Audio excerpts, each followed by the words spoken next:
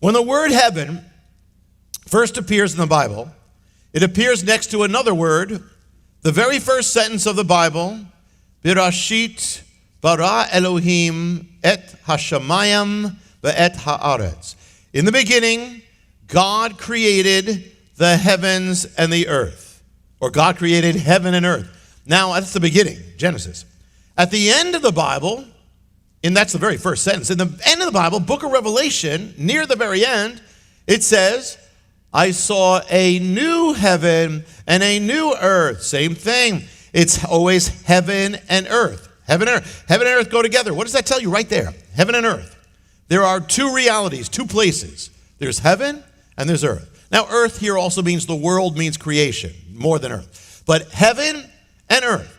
So what does that tell you? First of all, it tells you that they're different because these are the two different realities. So heaven is different from earth.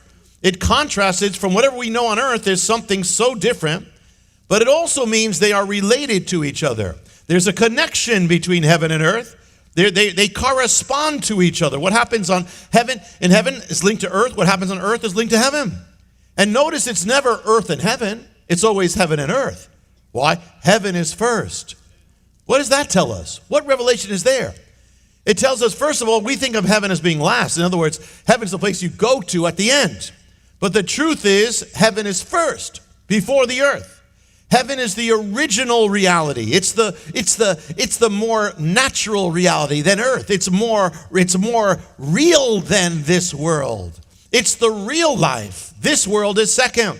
We tend to think in terms of earth because we grow up on earth. We have earth-based thoughts, earth-based feelings, earth-based life. Heaven's up there. I'm down here. I'm struggling on earth. Here's heaven.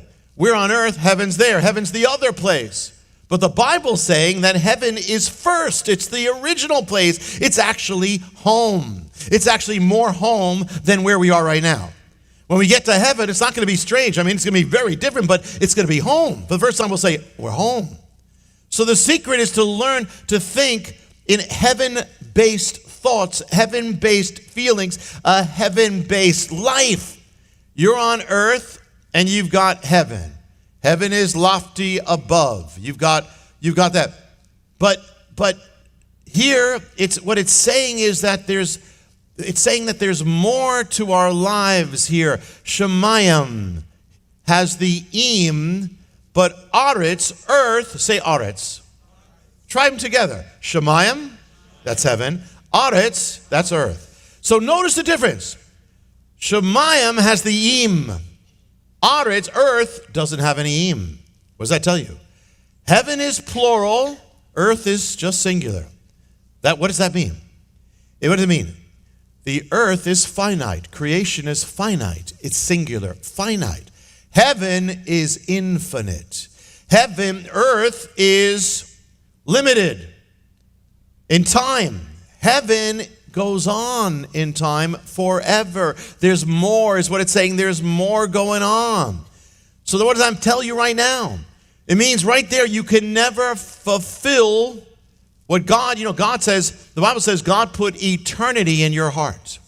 So you're always longing for eternity. You're longing for infinity. You're longing for that. But you can never fulfill that with things on earth because earth is only finite, it's singular. You can't fulfill your heart with things of earth. It just doesn't work.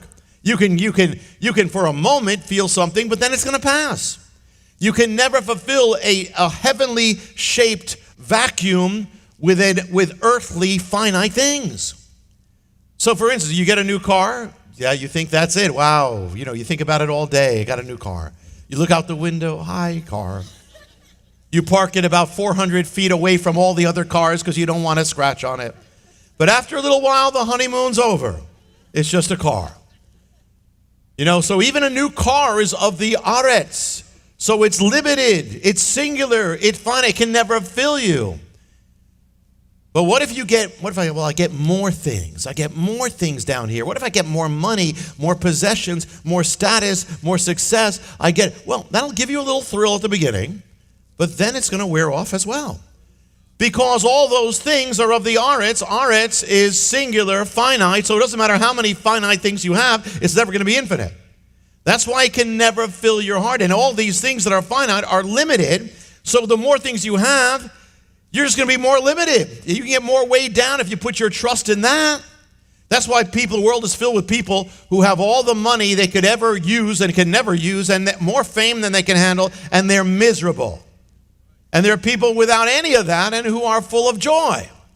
Because one is filling themselves up with the aretz, the